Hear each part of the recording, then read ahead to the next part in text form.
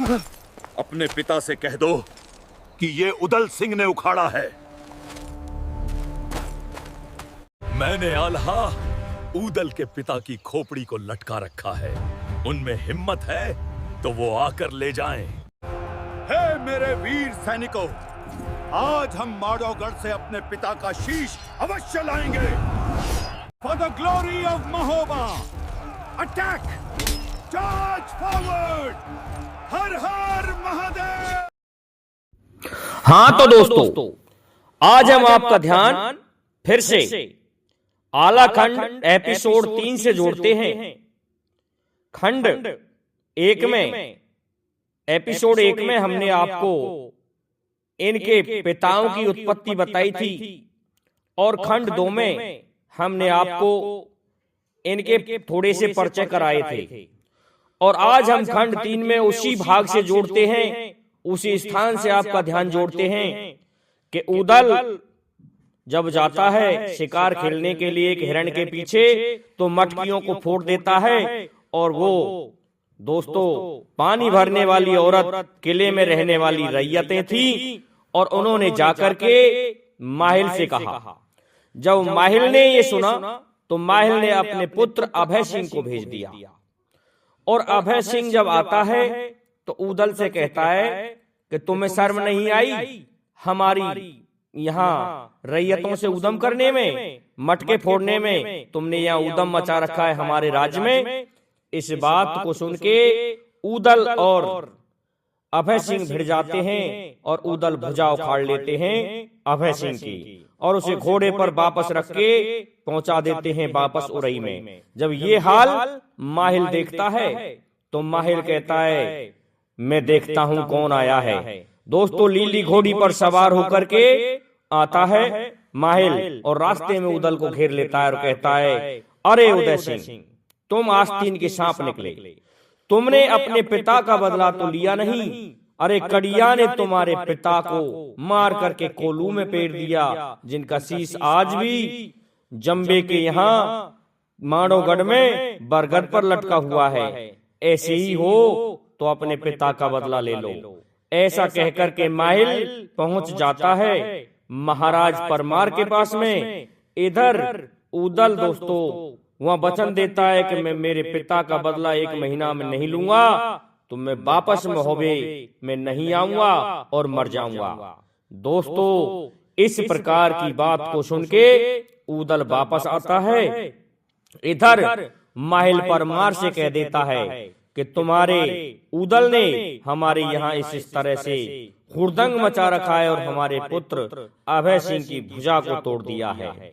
दोस्तों उसी समय उदल आ जाता है दरबार में। तो उस समय क्या कहता है कि ऐसा है, परमार कहते हैं कि उदल के सामने ऐसी बात मत करना, नहीं तो माहिल हमारा जीना हराम हो जाएगा। उदल मानेगा नहीं। और उदल ने आके हाथ जोड़ के अपनी माँ से क्या कहा है दोस्तों, देखिए। अपनी माँ देव कमर देवला के पास में पहुंचता है, चरणों में शीश रख के कहता है हे माँ, हमें हमारे पिता के बारे में आपने कुछ नहीं बताया, सच सच बताओ यदि तुम हमें चाहती हो तो। दोस्तों इस बात को सुन के वो रानी रोने लगती है और कहती है कि पुत्र, भादों के माह की रात्रि थी। उस समय कड़ंगा राय ने और उसके पिता जंबे ने चढ़ाई की थी, जिसे तुम्हारे पिता और मलखान के पिता तथा तालन ने मिलकर के विफल कर दिया। लेकिन वो माना नहीं। बरसात का समय था, रात्रि में चुपके आकर के बांध के ले गया तुम्हारे पिताजी को कड़ंगा राय, और ले जाकर के कोल्हू में पिरवा दिया। तुम्हारे पिता की हत्या कर दी थी मेरे सामने, और उनके शीश को ले गया। इस बात को सुन के उदल की आंखें लाल हो गईं। उदल दोस्तों आता है महोबे में और महाराज परमार के सामने जाके कहता है महाराज ऐसा है, मेरा एक निवेदन है। कहने लगे बोलो क्या है? कि आप अपनी कटीली फौज, चतुरंगिनी फौज मुझे दे दो, मैं मेरे पिता का बदला लेना चाहता हूं। इस बात को सुन के परमार कहने लगा बेटा, अभी तुमने हिरणों को मारा है, बगलों को मारा है, कौओं को उड़ाया है। अभी किसी मर्द से पाला नहीं पड़ा। तुम जवान हो जाओ तब युद्ध करने जाना, अभी तुम युद्ध लायक नहीं हुए हो। इस पर उदल कहने लगा, नहीं, मैं नहीं मानूंगा महाराज। या तो आप फौज सजवा दें और नहीं तो मैं अकेला चला जाऊं।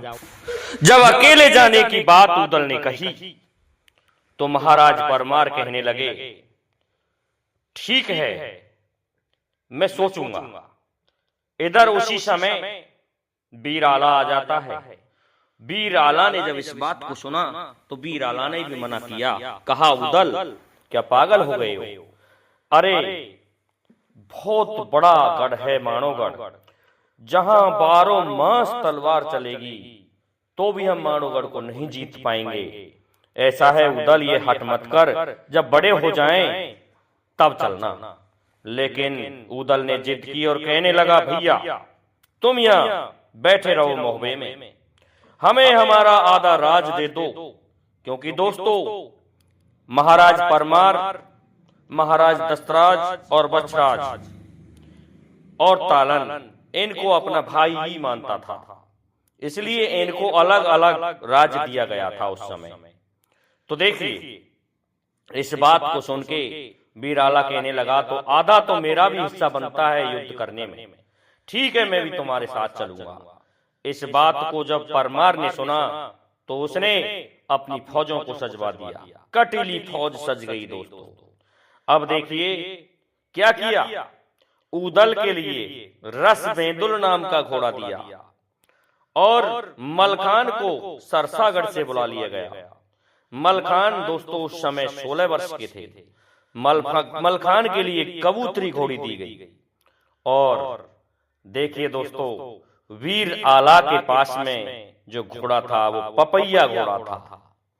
और ढेबा के लिए भी दोस्तों एक घोड़ी दी गई, उसका नाम मैं आगे बता दूंगा। इस प्रकार से इन 5 वीरों को दे दी गई घोड़ियां और घोड़ों को लेके कटीली फौज लेकर के चलते हैं। उसी समय जब ये सुना कि फौजें सज गई हैं तो रानी देव कमर ने अपनी डोली सजवाई और डोली सजवा करके रानी मलना अर्थात मलंदे के पास में पहुंचे और पहुंच करके शीश धर दिया उसके पैरों में और कहा कि हमें अब आशीर्वाद दे दो, हमारे पुत्र मानोगढ़ के लिए जा रहे हैं।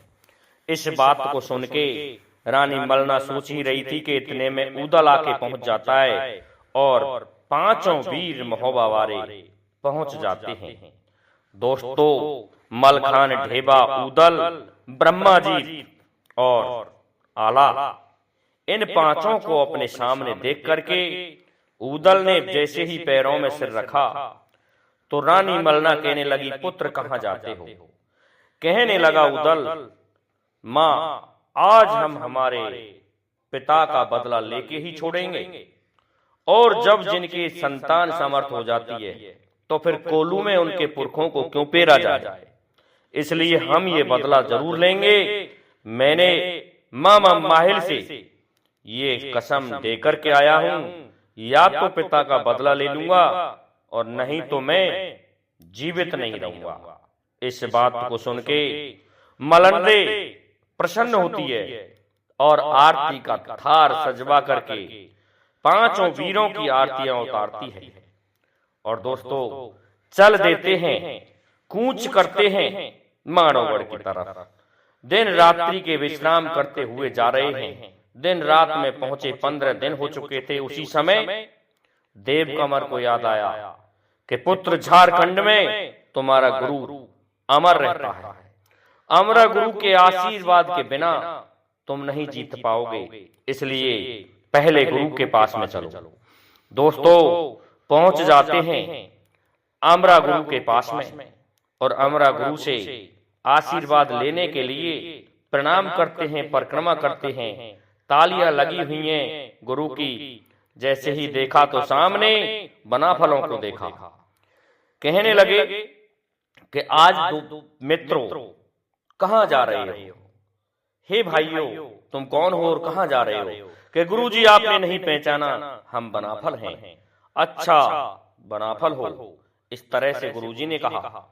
और कहने लगे कहाँ जा रहे हो?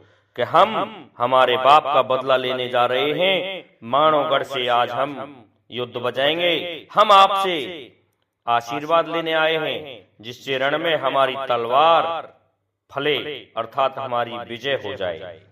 इस बात को सुन के अमरा गुरु कहने लगा, अरे बनाफलो, तुम्हारी बुद्धि समाप्त हो चुकी है। तुम्हें पता नहीं महाराज जंबे और उनका पुत्र कड़िया कितने बलवान हैं। दिन रात तलवार बजे तो भी आप नहीं जीत सकते, इसलिए लौट करके वापस महोबे को चले जाओ। जब इस बात को सुना तो मंडली चुप हो गए, अर्थात आला चुप हो गए। लेकिन उदल ने कहा कि गुरु आशीर्वाद दे दो। नहीं दिया तो कहने लगा उदल नेत्र लाल करके, ऐसा है या तो आशीर्वाद दे दो, नहीं गुरु के स्थान पर गुरु हो, आपको घुटनों पर से काट करके जमीन में यहीं दाब दिया जाएगा। गुरु के स्थान पर गुरु रह जाओगे, समझ लो, नहीं तो मारे जाओगे। हम आपसे आशीर्वाद लेने आए हैं, प्रवचन सुनने नहीं आए। इस बात को सुन के क्या कहते हैं गुरु अमरा, सभी के सर पर हाथ रखते हैं और कहते हैं जाओ बाप का बदला लो और आपकी विजय हो। इस प्रकार आशीर्वाद लेकर के आगे फिर कूच करते हैं, प्रस्थान करते हैं। चले जा रहे हैं बनाफर दिन रात, और साथ में कटीली फौज।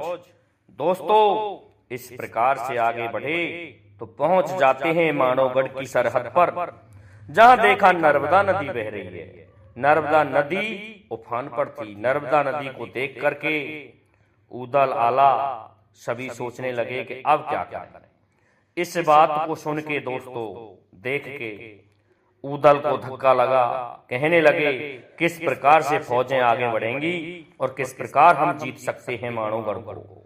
दोस्तों बड़े परेशान थे, लेकिन उसी समय वीर आला ने ढेबा को बुलाया। देखिए दोस्तों, ढेबा सहदेव का अवतार था। ढेबा उस जन्म में भी पत्रा देखता था और इस जन्म में भी पत्रा देखता था। कहा, वीर ढेबा ऐसा है, आप कैसे भी शौन शोध करके बताइए, अपना पत्रा देख करके बताइए कि हम मानवगढ़ को कैसे जीत सकते हैं। दोस्तों आज पत्रा निकाल लिया है सहदेव के अवतार वीर ढेबा ने, और कहने लगा भाइयों मेरी एक ही तुमसे गुजारिश है कि सभी साधु का वेश बना लें, तो हो सकता है कि हम आराम से जीत जाएंगे मानवगढ़ को। दोस्तों जब इस बात को सुना आला ने, तो आला कहने लगा कि आपने चलोगे कि हाँ, हम जितने भी बनाफर हैं, हम में से 5 वीर हम सभी साधु बन जाएं, तो उसका किला निहार लेंगे। निहार के देखेंगे कि कहां से कमजोर है, उस स्थान से आक्रमण करेंगे तो हमारी विजय हो सकती है। दोस्तों आज उस नर्मदा नदी पर 5 वीरों ने अपना वेश साधु का बना लिया, और साधु का वेश बना करके आला ने सलाह दी कि सबसे पहले हम हमारी माँ देवला के पास में चलते हैं। दोस्तों देवला के पास में जाते हैं। देवला साथ में आई थी, क्योंकि उस समय तो महाराज का साथ इसलिए नहीं दे पाई कि उदल उस समय जन्मा था और ये जापे में पड़ी हुई थी। इस कारण से कड़ंगा राय इनके पिता को बांध कर ले गया और उसको मरवा करके उसकी खोपड़ी को बरगद पर टकवा दिया गया। अब तो दोस्तों पहुंच गए उस तम्बू में और कहने लगे माता हमको भिक्षा दे दो। किसी को भी मां नहीं पहचान पाई। कहने लगी साधु कहां से आए हो और कहां को जाओगे। जब दोस्तों नहीं पहचान पाई तो वीर उदल ने शीश नवा करके कहा मां आप हमको नहीं पहचान पाएंगे, मैं उदल हूं। इस प्रकार से दूसरे आला कहने लगे मां मुझे भी नहीं पहचान पाई, मैं आला हूं। इस प्रकार से मलखान कहने लगे मां आपने मुझे भी नहीं पहचाना। तभी ढेबा कहने लगा आप मुझे भी नहीं पहचान पाई। ब्रह्मा कहने लगा मैं मलना का पुत्र हूं, क्या आप मुझे भी नहीं पहचान पाई। इस प्रकार से 5 वीरों को देख कर प्रसन्न होती है माता और कहती है ठीक है, परंतु ये बताओ जोगी बनने का तो कारण बताते हैं कि हम जोगी बन करके जब आप ही हमें नहीं पहचान पाई तो वो क्या पहचानेगा? उसके किले को देखेंगे, उसकी जनता को देखेंगे और वहां के रहन सहन को देख करके हम उसके किले में प्रवेश कर जाएंगे और इस प्रकार से हम हमारे शत्रु को परास्त करने में सफल हो जाएंगे। इस बात को सुन के रानी प्रसन्न हुई और रानी ने सभी के लिए आशीर्वाद दिया। और देखिए दोस्तों, अब तो उदल ने बांसुरी ले ली, आला ने ढोलक ले ली, धेमा ने खंजरी ले ली, मलखान ने दोस्तों चिमटा ले लिया और ब्रह्मा ने दोस्तों साथ में कमायचा लेकर के, सारंगी लेकर के चलना प्रारंभ किया। पांचों साधु गाते बजाते हुए माणोगढ़ को जा रहे हैं, चले जा रहे हैं माणों की तरफ साधु। अब अगला भाग देखने के लिए दोस्तों आप तैयार रहें कि किस प्रकार से ये साधु माणोगढ़ में प्रवेश करेंगे और वहां जाकर के क्या देखेंगे और क्या करेंगे, ये हम आपको एपिसोड 4 में दिखाने वाले हैं। दोस्तों तब तक के लिए प्रतीक्षा करें। जय हिंद, जय भारत, जय जय श्री राधे, जय जय श्री राम।